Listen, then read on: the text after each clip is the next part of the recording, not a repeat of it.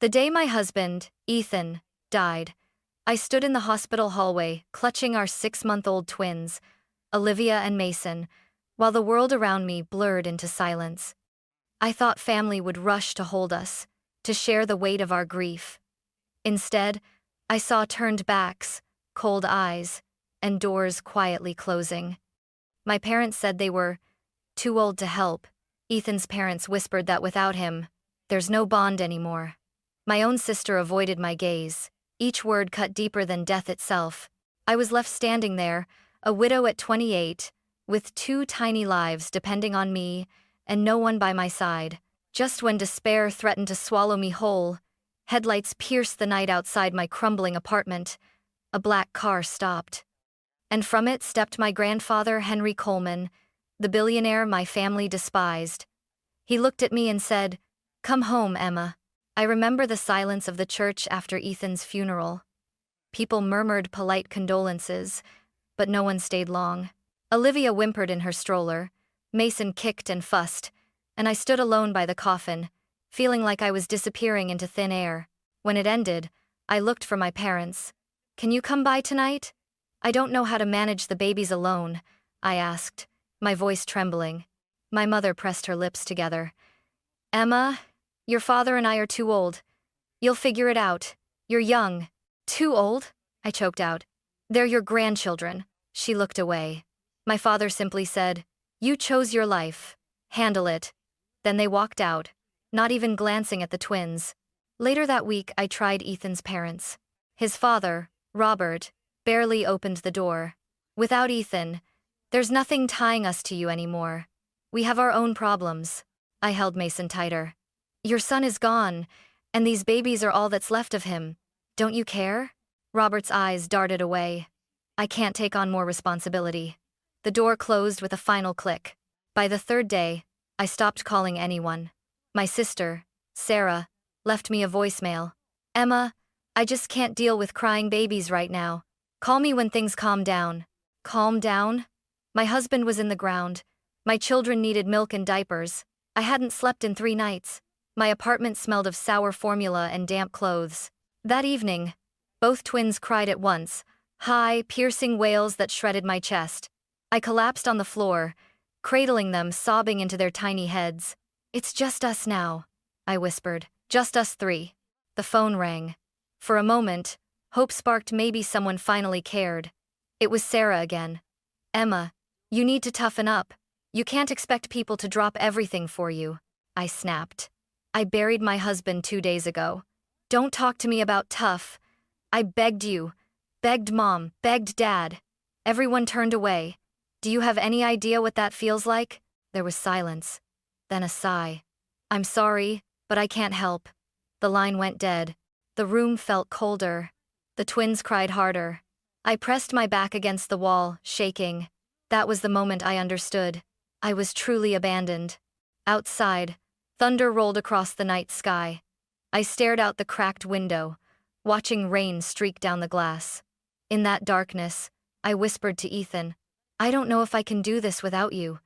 I didn't know then that the answer was already on its way, in the form of the one man no one expected to step forward. The storm outside grew louder, the twins' cries echoing through the tiny apartment. I was pacing the floor with Mason in my arms when a knock rattled the door. My heart jumped. Nobody ever visited anymore. I hesitated. Another knock, firmer this time. I pulled the door open and froze. There he was. Tall despite his age, silver hair slicked back, eyes sharp as steel yet warm with something I hadn't seen in weeks' care. My grandfather, Henry Coleman, stood in the rain with an umbrella in one hand and a briefcase in the other. "Grandpa?" My voice cracked. He stepped inside, shutting the storm behind him. His gaze swept across the clutter, the empty bottles, the twins screaming in their crib. He set the umbrella down and walked straight to me. "Emma," he said firmly, placing a hand on my shoulder. "You and these babies are coming with me. Tonight." I shook my head in disbelief. "Why? After all these years? They all hate you. Mom, Dad, they said you were ruthless, cold. Why are you here?" He crouched beside Olivia's crib, gently stroking her tiny hand. His voice softened. Because I buried my wife when your father was just a newborn. I know the darkness you're drowning in, and because you're family, that's enough for me. Tears blurred my vision. I can't leave. This is my home, even if it's falling apart. Grandpa Henry's eyes locked on mine. This is not a home. It's a prison of grief. I won't let my granddaughter and great-grandchildren rot here. Pack what you need. And, Grandpa, I don't want to be a burden. He chuckled, but it was tinged with sadness. Emma, I own 5 houses and half a dozen companies. You think 2 babies and a heartbroken widow are a burden? No. You're my blood. That makes you my responsibility. And my joy. For the first time in days, something inside me cracked not from despair, but from hope. I whispered, "What if they hate me for accepting your help?" He straightened, his presence filling the tiny apartment. Let them hate. When the world turns its back, you don't beg at closed doors, you walk through the ones still open. And my door, Emma, will never close on you. I covered my mouth, sobbing. I don't even know what to bring. Bring the children, he said simply. The rest doesn't matter. Within an hour, the twins and I were in his sleek black car. As the city lights blurred past, Mason finally slept on my chest, and Olivia's tiny hand gripped my finger. I leaned back against the leather seat, my chest rising for the first time without crushing weight. Grandpa Henry glanced at me in the rearview mirror. From tonight on, you're not alone. Do you understand? I nodded, clutching my children tighter. I understand. And I'll never forget this. The storm faded as we pulled up to towering iron gates. Beyond them stood a mansion glowing with golden light, its doors wide open waiting for us. When the iron gates closed behind us that night, I felt as though I had stepped into another world. The mansion loomed above, its windows glowing warmly against the fading storm. Inside, a butler named Michael and a housekeeper named Grace were waiting. They took my coat, offered a cup of tea, and almost miraculously had a nursery already prepared. 2 cribs stood side by side, soft blankets folded neatly, shelves stacked with formula and diapers. I stared, stunned. How? How is this possible? Grandpa Henry gave a small smile. I made a few calls. When I said you were coming home, I meant tonight. I sat on the rocking chair, watching Olivia and Mason fall asleep more peacefully than they had in weeks. For the first time since Ethan's death, I let my body relax. The next morning, sunlight streamed through tall windows. I wandered into the dining hall, half afraid it had all been a dream, but there was Henry at the head of the table, reading the paper, a plate of eggs and toast waiting for me. Sit, Emma, he said without looking up. Eat. You'll need strength. I slid into the chair, feeling strangely like a child again. I don't know how to thank you. Don't, he replied flatly. Then he folded the paper, his eyes sharp. Instead, promise me you'll learn. I blinked. Learn what? How to stand on your own 2 feet. Not just survive, Emma. Survive is what you've been doing in that crumbling apartment. Here, you're going to grow. For your children, and for yourself. My fork clattered against the plate. Grandpa, I don't have a degree in business. I don't even know where to start. You'll start at the beginning. With me. He leaned back, folding his arms. You're a Coleman. Whether the rest of them like it or not. I built my empire with nothing but grit and numbers scrawled on napkins. You'll sit in on meetings. You'll read reports. You'll ask questions until you understand. And when you fail because you will fail, you'll get back up. His words felt heavy, but behind them I sensed something deeper. Belief. That week, Henry took me into the heart of his company. I sat quietly in conference rooms, clutching Olivia's diaper bag, while executives in sharp suits threw around terms I barely understood. When I looked overwhelmed, Henry would tap his pen against the table, a subtle signal. Pay attention, you belong here. At night, when the babies were asleep, he'd sit across from me in the study. Balance sheet, he'd say, sliding papers over. Tell me what you see. I see numbers that don't make sense, I admitted. Then keep looking until they do.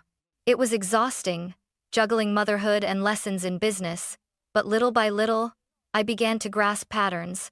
Revenue, expenses, strategy. Words that once intimidated me now felt like tools I could learn to wield. Sometimes, I broke down. One evening I whispered, Grandpa, maybe I'm not cut out for this. Maybe I should just stay small. He leaned forward, his voice low but fierce. Emma, you buried your husband, carried twins on your own, and faced a world that turned its back on you. Don't you dare tell me you're small. I swallowed hard, tears burning in my eyes. Olivia's laugh from the nursery carried into the room, followed by Mason's babbling. I looked toward the sound, and for the first time, I didn't just hear need, I heard possibility. That was when I realized Henry wasn't just giving me a roof. He was giving me the chance to rebuild, not with pity, but with purpose. By the time Olivia and Mason turned one, I could read a profit and loss statement without panicking. I still felt like an imposter in the boardroom, but Grandpa never let me shrink into the background. Emma, speak, he'd order whenever I hesitated. But what if I'm wrong? I whispered once. Then you'll be wrong loudly, and you'll learn twice as fast. That was his way, no softness in lessons, only in the way he tucked the twins into bed every night. It was during one of those late nights, while I watched Olivia gnaw on a teething ring, that an idea struck me. I had been struggling to find safe, affordable baby products when Ethan was sick. What if other mothers had the same problem? What if I could make something better? I sketched a rough plan on a notepad. Organic baby lotion, diapers free from harsh chemicals, bottles designed for colicky infants. I called it Little Haven. When I nervously told Grandpa, I braced for criticism. Instead, his eyes lit up. Now that, he said, tapping the table, isn't just surviving, that's building. Do it. A week later, I walked into my first meeting with a supplier. My hands trembled under the conference table. The man across from me, Mr. Kent, leaned back with a smirk. You're very young, Mrs. Coleman, he said. And frankly, you don't look like someone who knows how to run a business. Why should I trust you with my inventory? My cheeks burned. Part of me wanted to shrink. But then I heard Grandpa's voice in my head. Speak. Even if you're wrong, speak. I leaned forward, locking eyes with him. Because I've already survived the worst, I said steadily. I buried my husband. I raised twins when everyone abandoned me. I'm still here. If I can do that, I can run a company. And if you don't work with me, someone else will, and they'll get the profit you passed up. For a moment, silence hung heavy. Then Kent's smirk faltered. You've got some fire. I'll give you that. Fine. I'll take a small order. It was enough to start. The first weeks were chaos, packaging delays, late-night emails, Mason spilling juice all over my laptop. But slowly, orders trickled in. Mothers wrote reviews. Finally, products I can trust. Photos of babies wrapped in my diapers filled the website. Each order felt like proof that I was no longer just a widow scrambling to survive, I was a businesswoman. One evening, I rushed into Grandpa's study, waving my phone. Grandpa, we hit our first 1,000 orders! He set down his book and gave the smallest, proudest smile. Congratulations, Emma. Now, do it 10,000 times more. I laughed through tears. You never let me enjoy the moment, do you? He chuckled. Enjoy it, then get back to work. Growth waits for no one. As I walked back to the nursery, Olivia reached out her tiny hand. Mason babbled something that sounded like, Mama, and I realized, this wasn't just business. It was the first spark of a life I was creating not just for me, but for them. And sparks, when fed, can grow into a fire no one can put out. Little Haven kept growing faster than I ever imagined. By the time Olivia and Mason turned 3, our products were on shelves across Kentucky. Reporters wanted interviews, magazines wanted photo shoots, and suddenly people who once looked through me were speaking my name with awe. And that's when the phone calls started. The first was from my mother. Emma, sweetheart. Her voice sang through the receiver, syrupy sweet in a way I hadn't heard since childhood. I read about you in the paper. You've done so well. I miss you and I miss my grandbabies. Why don't you bring them by? It's been too long. I almost dropped the phone. This was the same woman who told me to handle it when Ethan died. The same woman who couldn't even look at Olivia and Mason without flinching. I swallowed hard. Mom, when I begged you for help, you turned me away. She chuckled nervously. Oh, Emma, that was a difficult time for everyone. We were grieving too. Surely you understand. I stared at the twins playing on the carpet, Mason trying to balance blocks while Olivia clapped for him. They had deserved her love then, not now. "I'll think about it," I said coldly, and hung up. A week later, a letter arrived, stiff white envelope, embossed with gold. It was from Robert, my father-in-law. "Emma," it read. "We may have had misunderstandings in the past, but blood is blood, your family. Perhaps we should discuss combining efforts, your company with our family's resources. Together, we'd be unstoppable." I crumpled the letter in my hands, fury boiling. Misunderstandings? He had closed the door in my face while I held Mason in my arms. Now he wanted to merge because I was profitable. That evening, I vented in the study. Grandpa Henry listened quietly, swirling his glass of whiskey. "They all want something now," I spat. "Where were they when I was starving? When Olivia screamed from hunger? When Mason was sick with fever? Now they remember I exist?" Henry leaned forward, his gaze sharp. "And do you know why they've come crawling back? Because they're hypocrites?" I muttered. "Because success changes the way parasites see you," he said, voice like steel. "When you were weak, you were useless. Now that you're strong, you're a resource. Don't confuse their greed for love." His words sliced through me, both painful and clarifying. That weekend, Sarah showed up at the mansion gates. The guard called me. "Your sister is here, says it's urgent." Against my better judgment, I went down. Sarah stood there in a designer coat, clutching a box wrapped in ribbon. "Emma!" she squealed, throwing her arms wide. "Look at you, living in this palace. I'm so proud of you." I raised an eyebrow. "Proud? You ignored my calls for months." She shifted uncomfortably. "We all make mistakes. I brought a gift for the kids. Can I come in?" Before I could answer, Grandpa appeared at my side. His towering presence made Sarah flinch. He didn't raise his voice, but his words thundered. "Family doesn't abandon its own. Then knock when fortune comes. Go home." Sarah's face paled. "You can't keep Emma from us forever," she hissed. I stepped forward, my hands trembling but my voice firm. "No, Sarah. He's not keeping me from you. You lost me the moment you turned your back." She blinked, stunned, before spinning on her heel and storming off. I exhaled shakily, leaning against the iron gate. Grandpa placed a steadying hand on my shoulder. "You're learning," he said quietly. "Love is proven in the dark, not the light."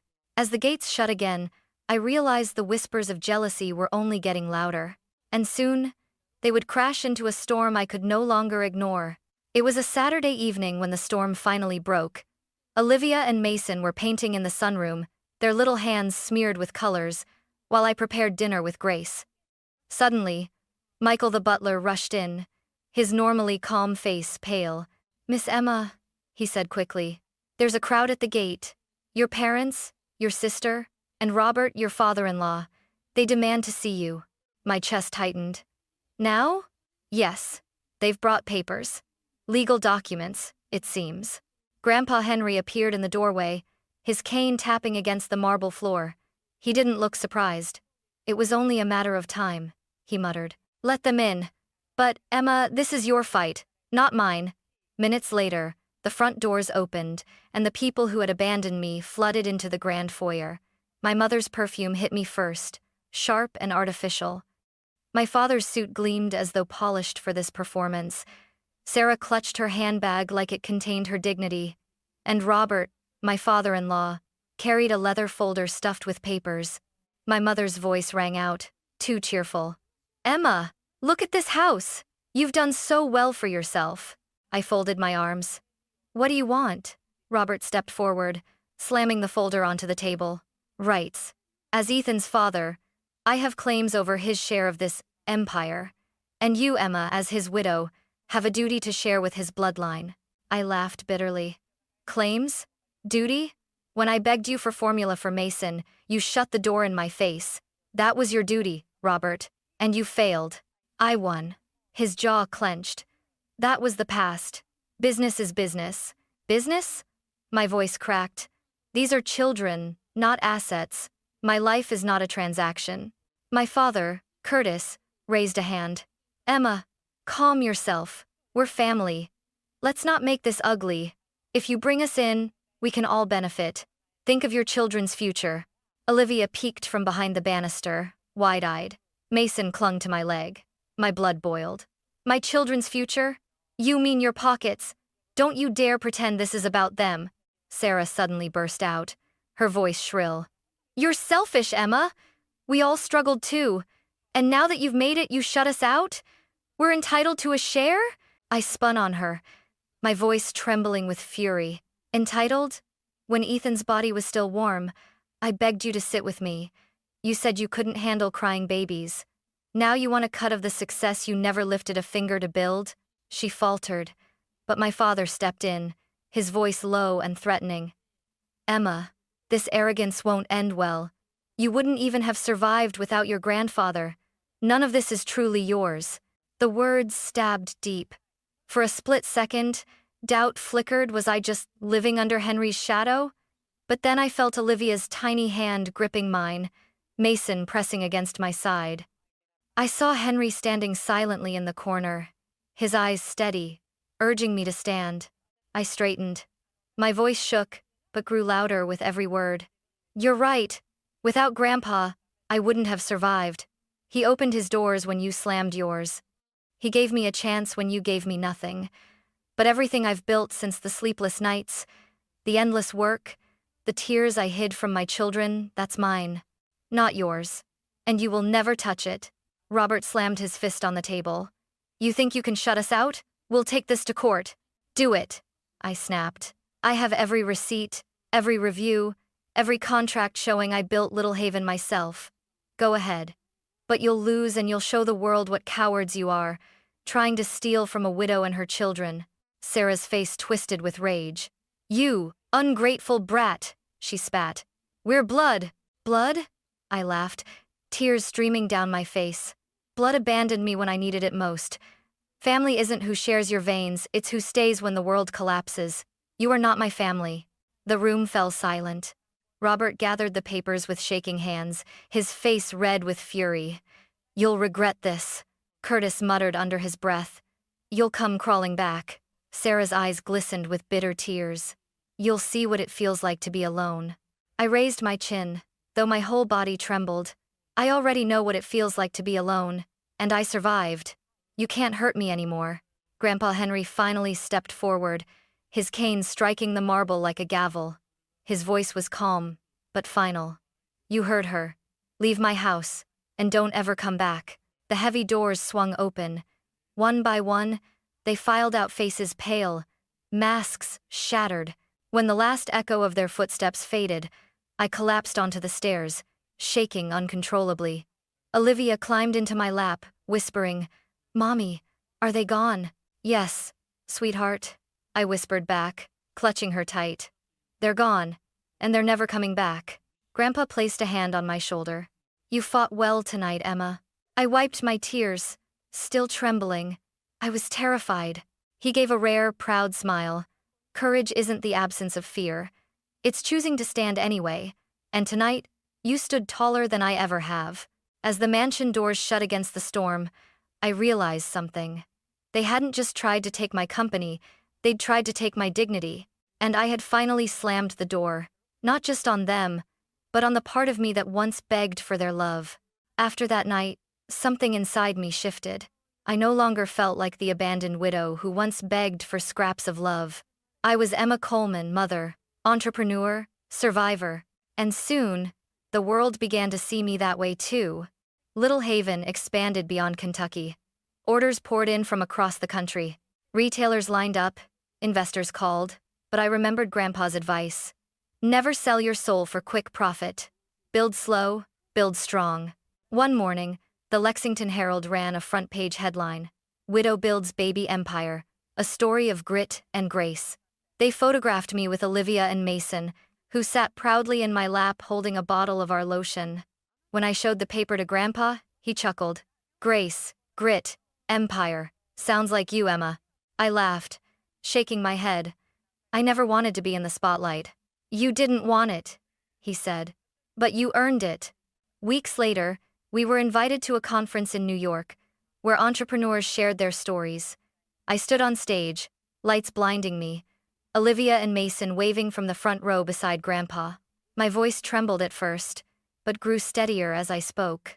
When my husband died, I thought my life ended too. Everyone I trusted turned away. But one man opened his door, my grandfather. And with his belief, I built something from nothing. Not just a business, but a life for my children. The audience rose in applause. I spotted tears in Grandpa's eyes, something I had never seen before. After the conference, in the quiet of the hotel suite, I turned to him. Grandpa, I want to create something bigger. A foundation. For Ethan. His brows rose. For Ethan? Yes. For every child who loses a parent too soon. For every widow left with nothing. I want Ethan's name to live on, not just in us, but in the hope we give others. For a long moment, Henry said nothing. Then he set his cane aside and gripped my hands. His voice was low but steady. That is the best business plan you've ever had. We launched the Ethan Coleman Foundation 6 months later. Its mission was simple: provide financial aid, housing, and counseling for single parents. On opening night, I stood with Olivia and Mason on stage, cutting the ribbon.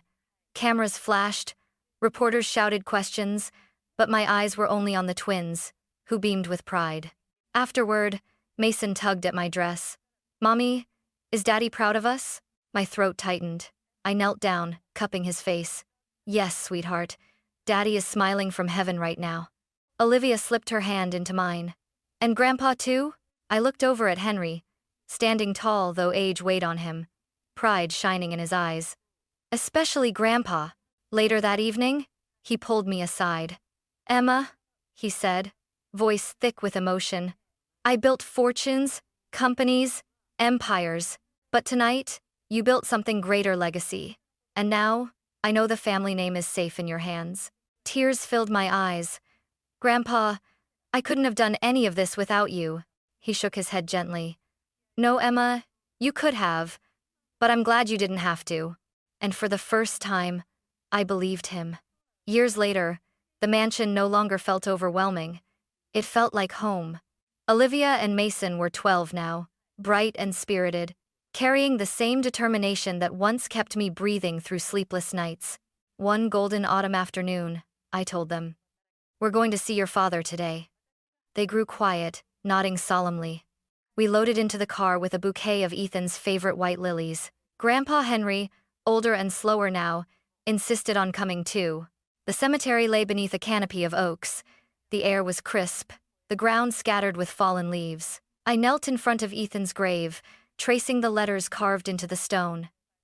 Ethan Coleman, beloved husband and father. Mason placed the flowers gently. Hi, Dad, he whispered. Olivia crouched beside him, her voice trembling. We're doing okay. Mom made sure of it. My heart clenched. I swallowed hard and said, Ethan, I wish you could see them now. They're strong, brave, everything we dreamed they'd be. Behind me, Grandpa's cane tapped the earth. And she's stronger than even you believed she could be, he added softly. I looked up at him. His silver hair gleamed in the sun, his face lined with age, but his eyes were steady as ever. Grandpa, I said, tears welling. I don't know how to thank you. For saving us. For saving me. He shook his head. You already have. By becoming the woman you are. By raising those children into lions, not lambs. Olivia slipped her hand into mine. Mom, she asked, her eyes wide. What's family, really? Is it just people who share our blood? I took a deep breath, the wind rustling the leaves around us. No, sweetheart. Family is who stays when the world turns its back. Family is who fights for you, believes in you, and never lets go. Blood doesn't make family, love does. Mason leaned against me, nodding slowly as if memorizing the words. So, Daddy's still family, even if he's not here? I kissed his forehead. Always. He's here in us, in everything we do. We stood together in silence. The children held my hands, and Grandpa stood behind us like a sentinel, guarding the family he had rescued from the ashes. As the sun dipped low, casting long golden shadows across the cemetery, I felt an overwhelming peace. I remembered the night I had whispered in despair, I don't know if I can do this without you, Ethan. Now, Standing here with my children and my grandfather beside me, I finally had my answer. I could. I did. And I would keep doing it for them, for Grandpa, for Ethan's memory. As we walked back to the car, Mason tugged my sleeve. Mommy, will we always be okay? I smiled through tears, squeezing both twins' hands. Yes, darling, because we have each other. And that's more than enough. Grandpa paused at the gates, looking back at Ethan's grave, then at us.